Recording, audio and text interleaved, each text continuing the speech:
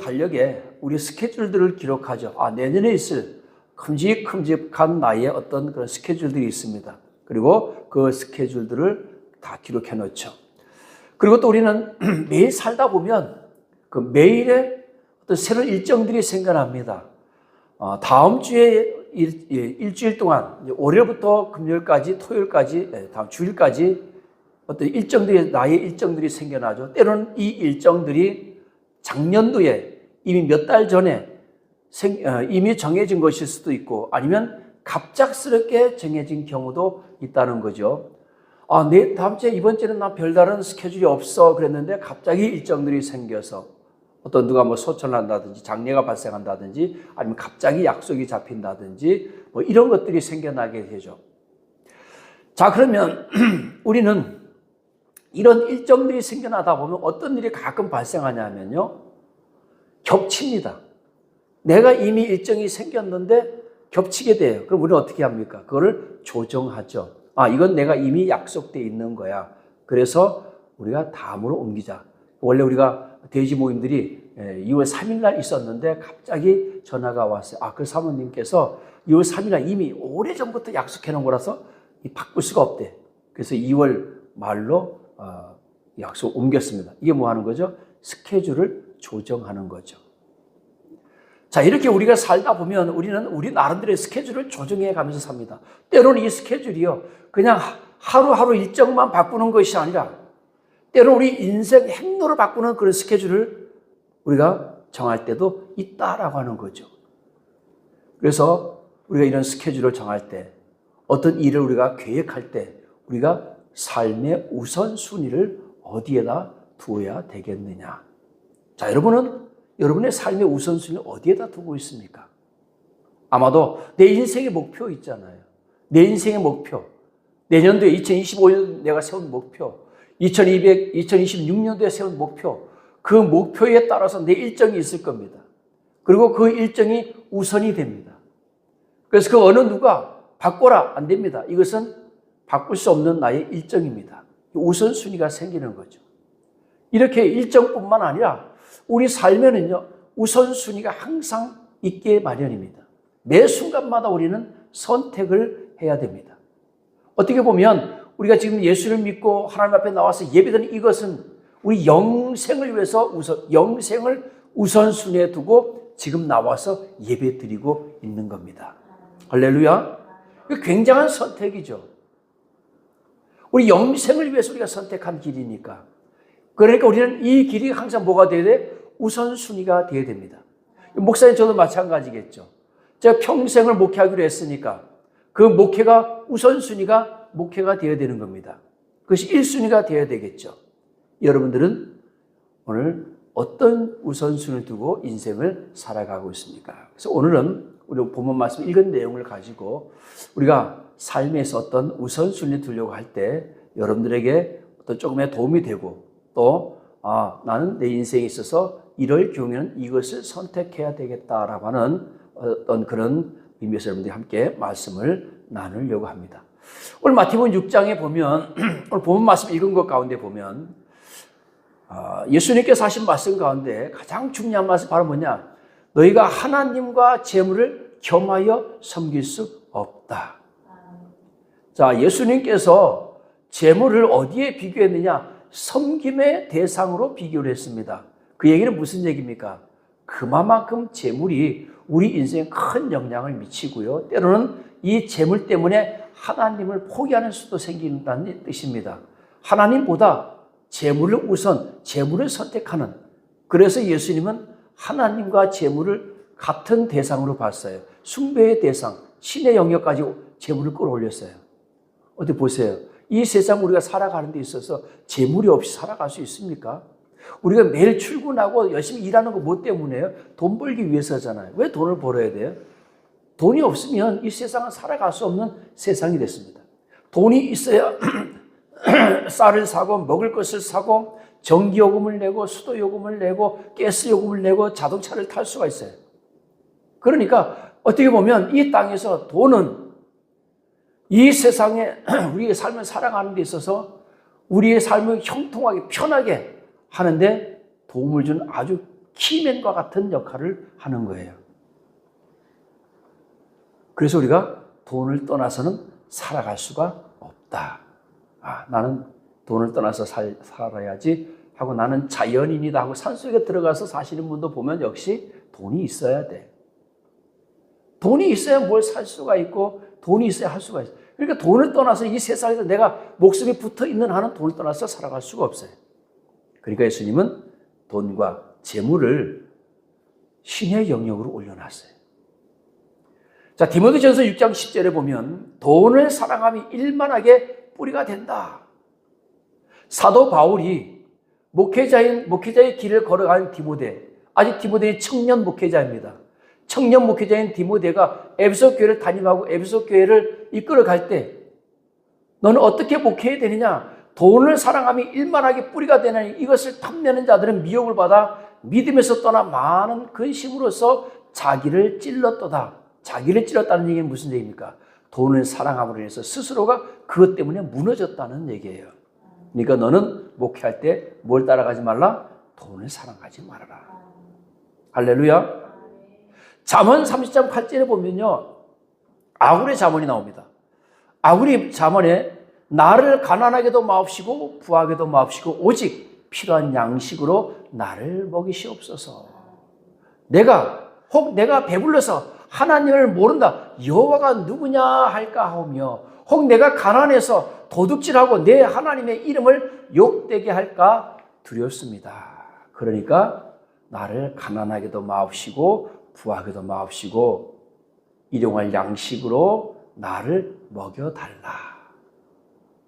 오늘 우리의 기도가 이런 기도가 되어야 될 줄로 믿습니다. 아굴도요, 우리가 부하게 되면 하나님이 누구야, 여호와가 누구냐 할까 두렵다는 얘기입니다. 또 내가 너무 가난해서, 여러분 가난하면 도둑질하게 돼 있습니다. 죽을 수밖에 없으니까 어쩔 수 없이 남의 것을 훔칠 수밖에 없어요. 사람이 극한 상황에 다르면 인육도 먹잖아요. 살기 위해서. 에베소 4장 28절 보면 도둑질하는 자는 다시 도둑질하지 말고 돌이켜 가난한 자에게 구제할 수 있도록 자기 손으로 수고하여 선한 일을 하라.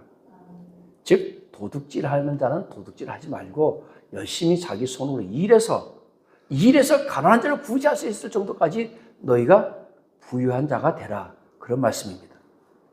마태복음 6장 11절에 보면 예수님께서 가르쳐주신 기도에 보면 일용할 양식을 주시옵고 그랬습니다. 자, 이 기도가 물론 이제 아굴의 기도와 같을 수도 있습니다만 저는 이 기도를 하면서 어떻게 해석을 하냐면요, 필요한 양식 이상의 욕심을 내지 않게 기도하라. 저는 이렇게 들려요. 오직 필요한 양식으로서 나를 먹이소서. 오늘날 우리에게 일용할 양식을 주시옵고 그랬습니다. 이스라엘 백성들이 가나안 땅에 들어갈 때, 출애굽하고 들어갈 때 그들이 광야에서 배가 고파서 하나님께 울부짖을 때 하나님께서 그들에게 만나를 주셨습니다. 자, 만나를 주시면서 하나님께서 출애굽기 16장에 보면 뭐라고 말씀하시냐면요, 너희가 내 율법을 준행하나 아니하나 내가 시험할 것이다 그랬습니다. 뭘 가지고?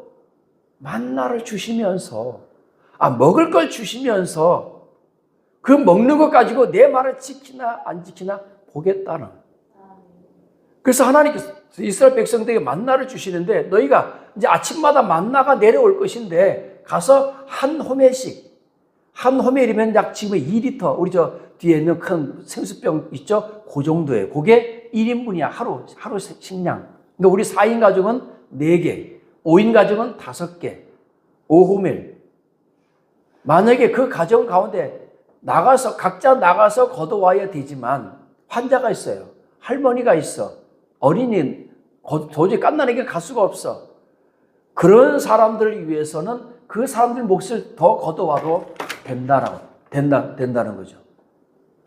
자, 그렇게 해서 걷어오라 했더니 사람들이 욕심을 부리는 거예요. 더 먹어야지. 혹시 모르니까 더 가져가자. 2인분, 3인분 막 가져가요. 그래서 내일 귀찮게 뭘 내일 또 나와. 그냥 내일 것까지 해서 그냥 오늘 다 걷어가서 그냥 내일 안 나와야지 하고서 아침에 먹으려고 보니까 뭐가 생겼어요? 벌레가 생겼어요.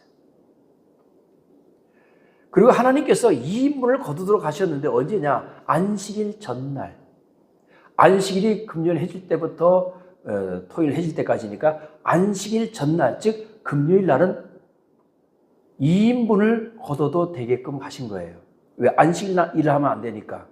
근데 신기하게도 평상시에는 그 이튿날까지 두면 벌레가 생겼는데 안식일 날 거둔 것은 그 이튿날이 되어도 벌레가 안 생기는 거예요. 이것도 기적이죠.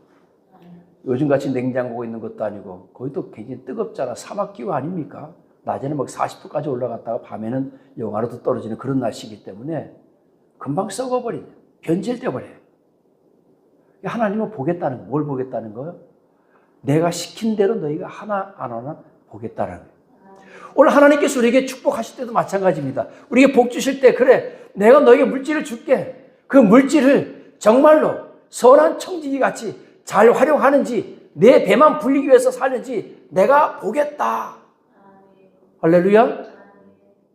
하나님께서 우리에게 그런 의미에서 그런 차원에서 우리에게 일용할 양식을 주실 때가 있다는 것이죠. 또 때로는 어떤 사람에게 많은 부를 주실 때도 있다는 겁니다. 뭐 하기 위해서? 테스트하기 위해서, 시험하기 위해서. 아 정말로 내 말대로, 내 율법대로, 내 말대로 너희가 행하는지 안 행하는지 보겠다라고 해요. 하나님께서 우리를 왜 부자로 만들어 주신다고요?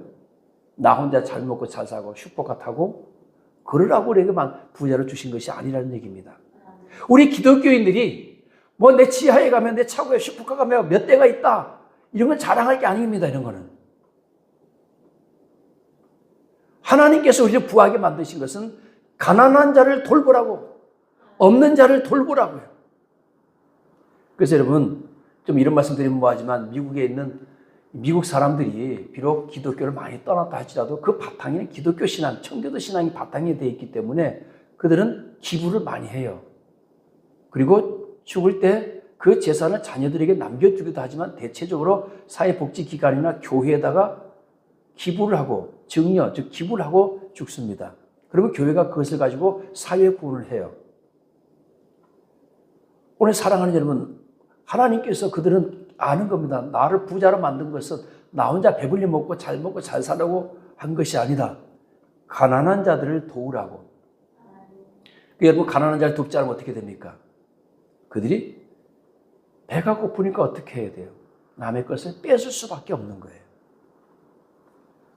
그래서 오늘 예수님께서는 보물을 어디에다 쌓아두라 했습니까? 오직 너희 위하여 보물을 하늘에 쌓아두라. 할렐루야.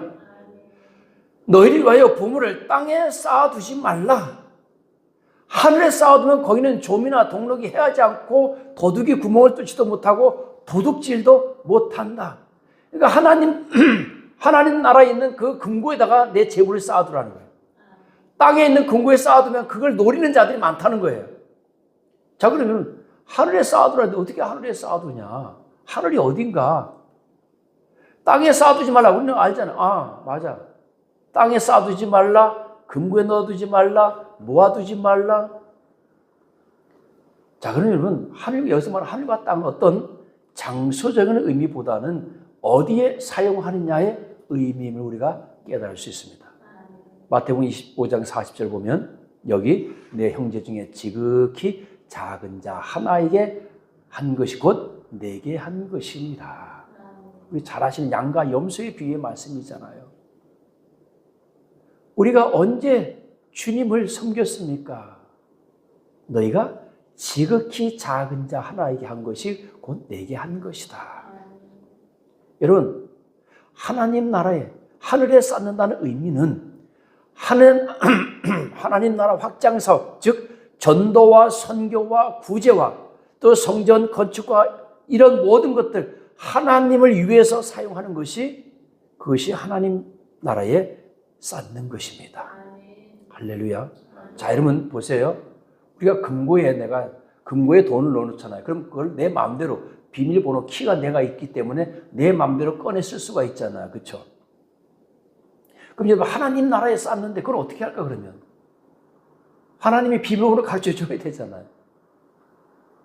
여러분 마지막 말씀에 나오지만 하나님께서 이미 너희 필요한 모든 것을 다 알고 계신다는 거예요.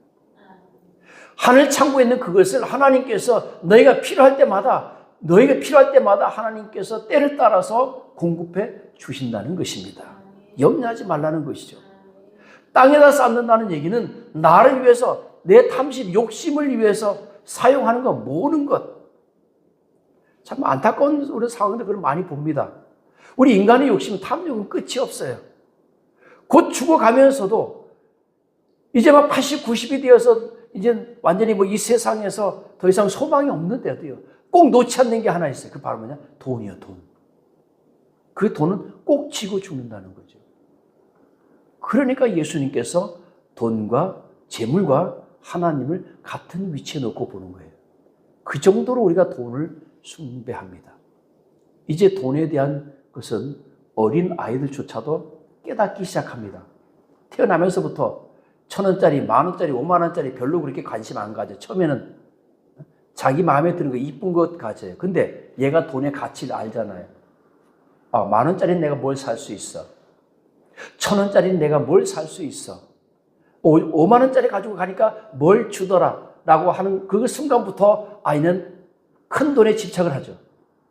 그래서 10,000원짜리 주면 집어 던져. 싫어. 뭘 줘? 50,000원짜리 줘. 얘네들 50,000원짜리 없을 때 1,000원짜리 좀 안 받아. 싫어. 10,000원짜리 줘. 10,000원짜리 줘. 울뚝고 쳐. 왜? 10,000원짜리 가치를 알기 때문에. 우리가 이 세상에서 돈에 대한 욕심을 가지고 돈을 쫓아가는 이유는 무엇 때문입니까? 돈의 그 힘, 위력 때문입니다. 돈이 있으면 집도 살 수 있고 차도 살 수 있고 내가 원하는 것은 무엇인지 살 수 있고 내가 가고자 하는 것이면 어디든지 갈 수가 있고 정말로 마법과 같은 존재, 마력을 가졌어요. 마력. 그래서 예수님께서 오늘 뭐라고 말씀하셨습니까? 내 보물이 있는 그곳에는 내 마음도 있느니라. 우리의 보물이 무엇입니까? 오늘 사랑하는 여러분, 우리 보물, 그 둘 중에 하나님과 재물을 겸하여 섬길 수 없다고 했습니다. 내가 하나님도 잘 섬기고 난 재물도 잘 섬기겠다. 이런 건 할 수 있어요.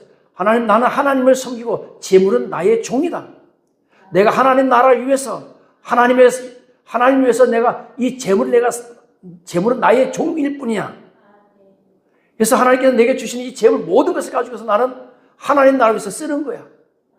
내 것이 아니야. 오는 대로 바로 던져버려.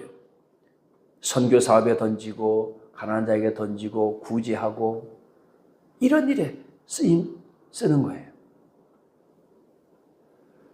이것이 올바른 재물관이요 나의 주인이 누구인가라고 하는 것을 고백하는 것입니다.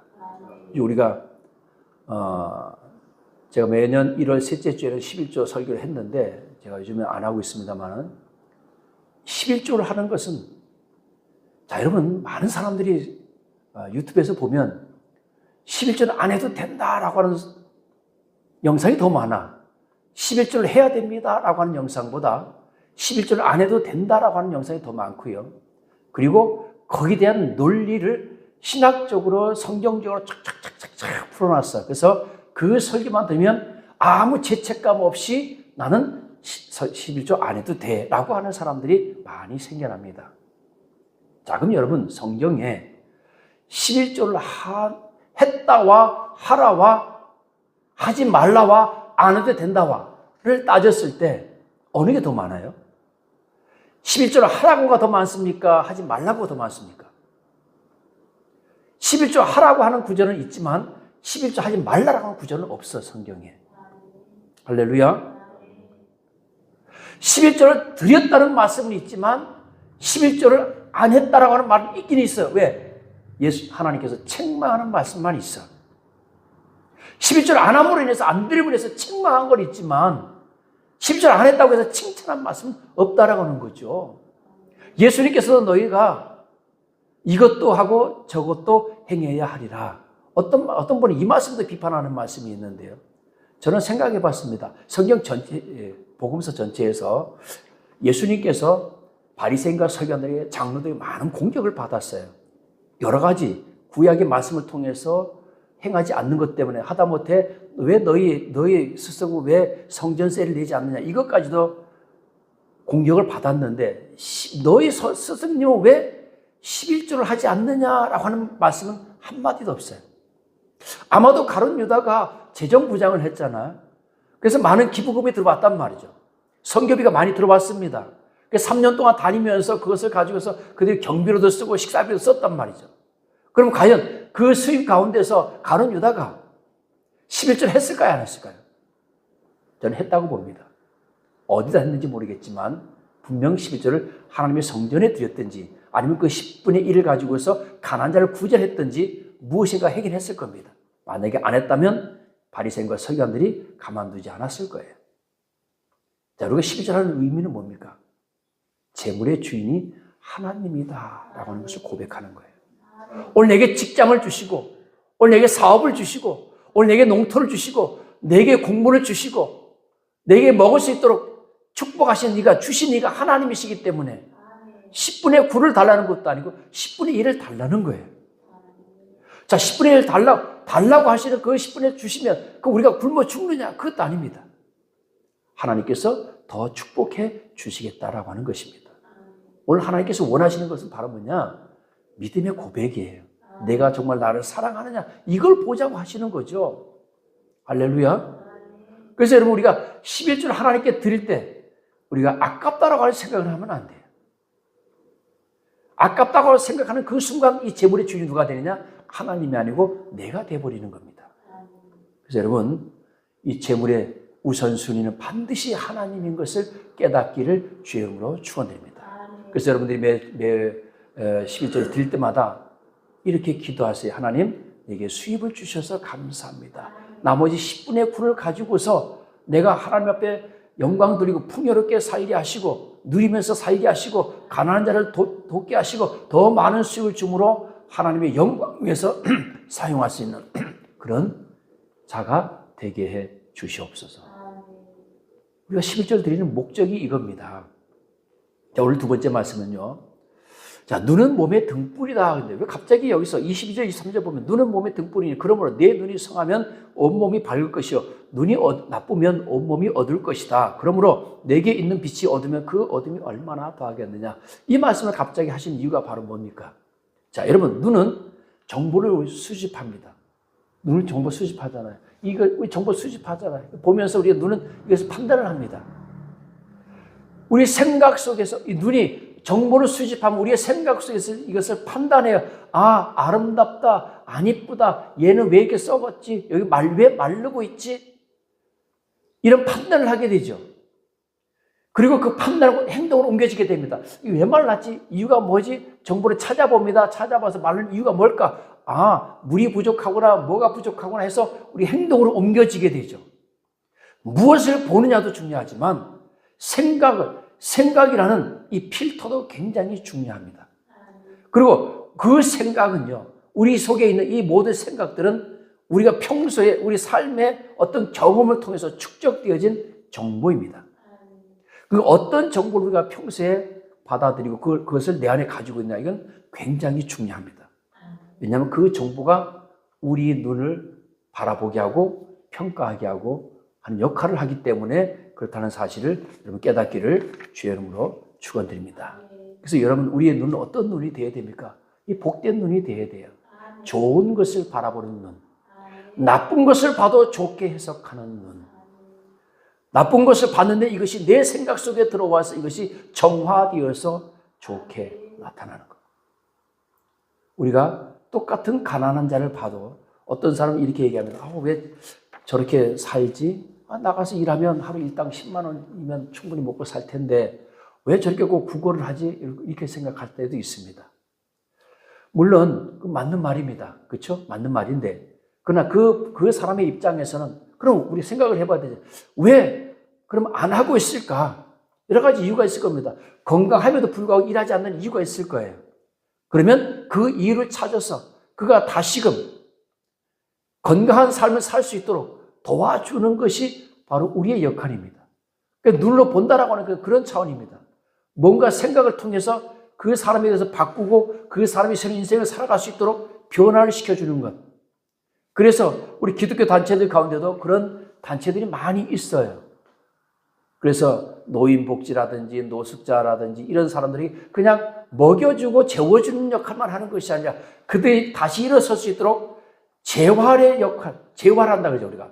다시 일어설 수 있도록, 다시 정상적인 삶을 살아갈 수 있도록 교육하고 이런 역할들을 교회들이 앞장서서 하고 있는 것입니다.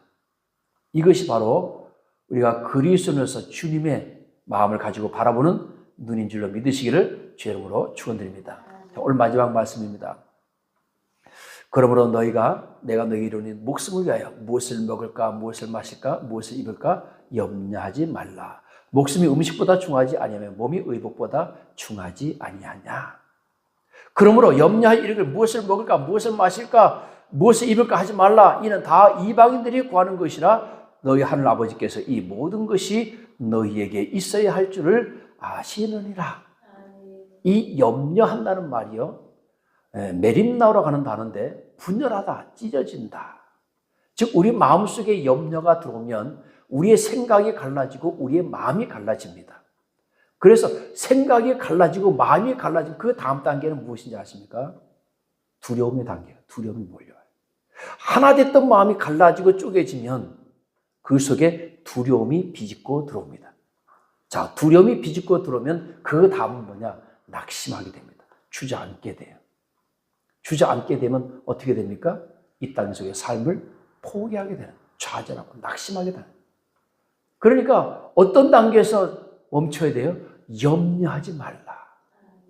예수님께서 염려하지 말라. 그가 너희가 무엇을 먹을까, 무엇을 마실까, 무엇을 입을까 하는 그 염려, 세상적인 염려, 이런 염려 때문에 너희 삶이 피곤해진다는 거죠. 곤고해진다는 것입니다. 공중의 새를 보라. 들의 백합화를 보라. 저들은 하나님께서 먹이지도 않고 입히지도 않아도 알아서 잘 살지 않느냐. 솔로몬의 모든 영광으로도 입은 것이 이 꽃 하나만 갖지 못했다. 오늘 이따가 아궁에 던져지는 이 들풀도 하나님이 이렇게 입히시거든 하물며 너희일까 보냐 믿음이 작은 자들아. 그러니까 너희는 무엇을 먹을까, 무엇을 마실까, 무엇을 입을까 이거 걱정하지 말고 먼저 뭐하라? 그의 나라와 그의 의를 구하라. 할렐루야. 오늘 사랑하는 여러분, 하나님께서 우리에게 필요한 모든 것을 다 알고 계십니다. 물론 우리에게 필요한 것을 하나님께 구하는 것도 중요해요.